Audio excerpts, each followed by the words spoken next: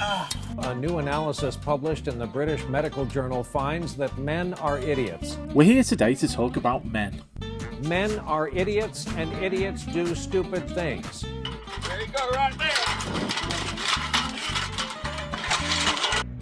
Most of our audience is made up of women, which is to be expected as we talk a lot about fighting gender ideology, which affects women most of all.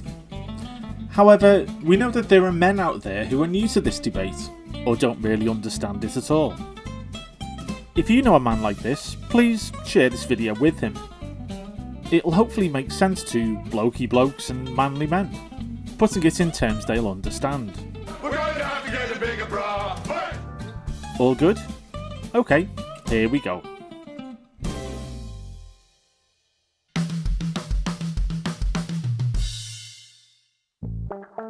Lads, listen to this. Your missus has probably put this video in front of you and wants you to watch it. Don't worry, there's nothing difficult or dodgy about it, and you don't have to do anything but watch. We're just going to explain this whole gender debate to you. I know, you don't really want to hear about it, but it's important. So we're going to try and explain it in simple terms. Imagine there are two rival football teams. Let's say it's Tottenham and Arsenal, for example.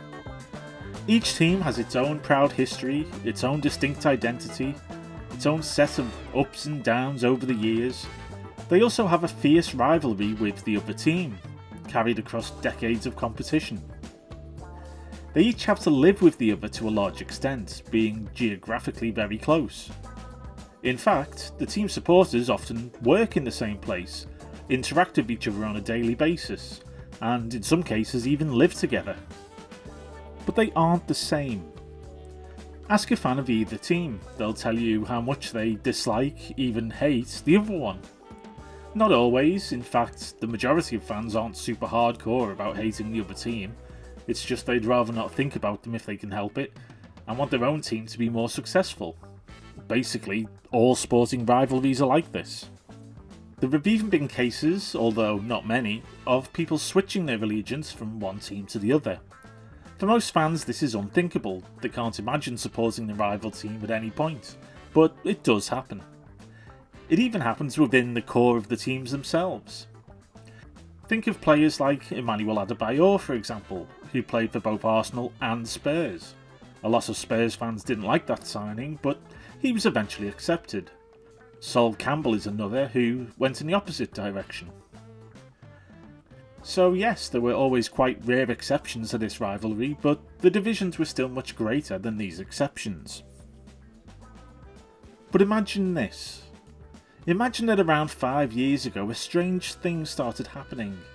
Fans from one team started to turn up at the other. They wore the rival shirt over the top of their own teams.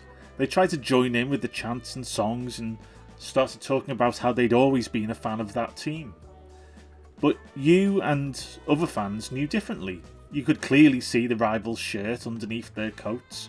Some of them were still outright wearing the rival team's jersey, but just had new face paint in the other team's colours. And you were told not to talk about it. Some of the fierce fan base started asking questions about their allegiance. But anyone who questioned it out loud was suddenly ejected from the stadium and ostracised by many others. These new fans then started claiming that they were bigger fans than anyone else. They were given positions of power in supporters groups, and the clubs invited them onto the pitch to celebrate their stories, even while wearing their rivals' colours. And you were told not to talk about it. These new fans started behaving badly, screaming and shouting at any of the old fans who didn't believe that they were truly supporters of the team. They grouped together and took over whole sections of the stadium. They created new flags of a totally different colour and flew them at the games. Everyone could see it happening, but anyone who mentioned it was called old-fashioned or hateful. They were told not to talk about it. These new fans particularly hated the people who had previously played for both teams, calling them scum. This group of fans carried on singing songs about how much they hated their new team, and some were even violent towards the real fans of the team. The league were informed about it, but instead of looking into it, they simply sided with the new fans straight away. They told the proper fans not to talk about it. These new fans went into young supporters groups and started to convince young fans that they shouldn't support this team, but instead they should join their rivals. The new fans convinced some of the younger fans to get permanent, lifelong tattoos of their rivals' logos, often without their parents' consent. The police arrested some of the real fans for speaking out against that. The new fans were given their own TV shows to talk about the team, even though they still wore the rival jersey underneath their clothes. They came up with derogatory terms for the old fans, calling them lesser fans and idiots. Academics wrote entire papers about how one set of fans had always really been fans of their rivals anyway. There wasn't any scientific proof for this, but they still claimed it. And you weren't allowed to talk about it. The government even went along with it, creating new bills that allowed these infiltrating fans to officially be recognised as real supporters of the team. The government arrested anyone who complained about this, and in some cases took away their children. Some government officials couldn't really define what a fan was, but they still backed the infiltrating new supporters. And they ruled that no one was allowed to talk about it. Some of these new fans claimed to be real supporters of the team, when really they were just using that as an excuse to get close to the real fans and start fights with them. But still, you weren't allowed to say that this was wrong. But then a small group of the older fans, the real fans who had spent their entire lives supporting the team, decided they'd had enough of this. They could see that the very identity of the team was changing, and that the team they'd supported all of their lives was now losing itself and becoming something daft. They faced abuse, threats and violence, some even lost their jobs, all because they didn't think that these new fans were real supporters. After all, they still sang the songs and chants of their rivals. Slowly and gradually they made their voices heard. They asked for people to listen to their concerns, asked people to notice what was going on. A few people did, but not many, and not fast enough. Okay, I think we've stretched this analogy to breaking point already, so let's switch back to the gender debate. Everything we've described has and is happening to women, right now. It has been happening for years. Women have their own separate identity, as a group, from men. They're not our rivals, but some men really don't like them. Women are seeing men claim that they are women. This is why Susie Eddy is. That's why I was putting it that, because that's what's going to be on my passport. These men wear makeup, but haven't had reassignment surgery. In fact, over 90% of them have no desire to have their bits chopped off at any point. Despite this, they claim to be real women, even if they've led full, happy lives as men, been married to women, or even fathered children. They told women not to question it. I am a real woman, okay? Women were ostracised and kicked off social media platforms for doing so. These men regularly state that they are better than real women, for whatever lunatic reason. They've been given positions of power in organisations, institutions, and even the government. One was even made the head of a rape crisis centre in Scotland, and told women that they were bigoted if they didn't want to share their spaces with men in makeup. And I wasn't even sure whether I would have been hired if they had known that I was trans. These men have all told women not to talk about the issues that this raises.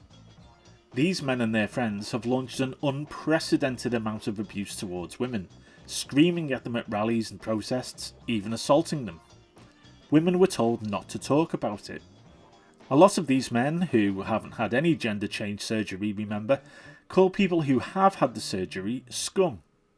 They regularly post online about how much they hate women, yet television shows, movies and magazines still promote them wholeheartedly.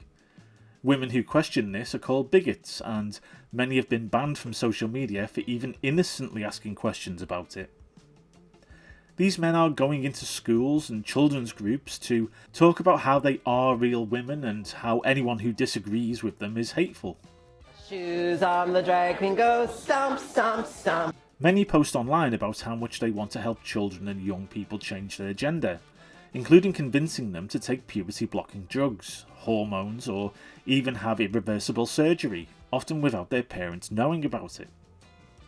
And women have been arrested for speaking out against that. Women have been called bigoted and transphobic for disagreeing with almost any aspect of this gender ideology, even if it affects their children. Meanwhile, these men appear in debates about womanhood, even though they're males with fully intact male genitals. You cut that out now, or you'll go home in an ambulance. Yeah, that seems mildly inappropriate for a political discussion. Some academics have written entire papers on how being transgender is a real thing, relying on junk science and easily debunked research to do so. Gender is a different phenomenon. It is still biological, but it is a neurochemical construct. And women were told that they were bigots and transphobes for pointing out the flaws in these papers. Governments across the world have sided with these men, despite the protests of women. In some cases it has made them look extremely stupid, yet they still continue to push this mad ideology. And people have had their children taken away from them for speaking out about it. Some politicians even said that no one was allowed to talk about it. It is something that shouldn't be said. Worst of all, some of these men have used a transgender identity to get close to women to assault them, or have assaulted them and then claim to be transgender in order to get placed into women's prisons. This is happening right now. Women opposed to this infiltration into their sex class have faced abuse, threats and violence. Some have even lost their jobs, all because they didn't think that these men were real women. And these women need you to support them. You do it for your football team, so why wouldn't you do it for your wife, your daughter, your sister, your mother, your girlfriend, whichever women you have in your life? Speak out about it, amplify their voices, but most importantly, listen to them.